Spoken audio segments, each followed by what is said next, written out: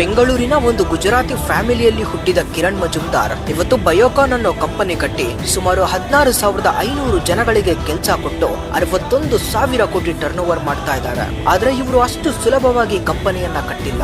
ಇವರೊಬ್ರು ಹೆಣ್ಣು ಅನ್ನೋ ಕಾರಣಕ್ಕೆ ಕಂಪನಿಗಳು ಕೆಲಸ ಕೊಡ್ಲಿಲ್ಲ.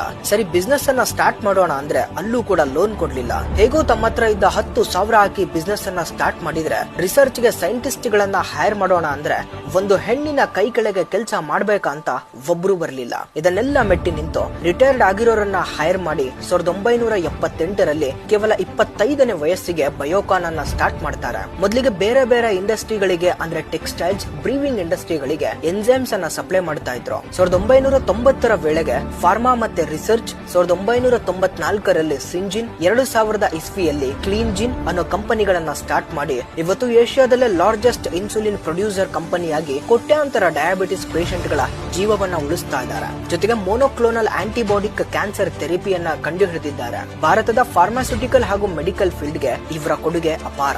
ಅವತ್ತು ಹೆಣ್ಣು ಅನ್ನೋ ಕಾರಣಕ್ಕೆ ಕೆಲಸ ಕೊಟ್ಟಿರ್ಲಿಲ್ಲ. ಆದ್ರೆ ಇವತ್ತು ಅದೇ ಹೆಣ್ಣು 16,500ಕ್ಕಿಂತ ಹೆಚ್ಚಿನ ಜನರಿಗೆ ಕೆಲಸ ಕೊಟ್ಟು ಎಲ್ರಿಗೂ ಮಾದರಿಯಾಗಿದ್ದಾರೆ. ಇದೇ ಅಲ್ವಾ ನಿಜವಾದ ಸಾಧನೆ ಅಂದ್ರೆ.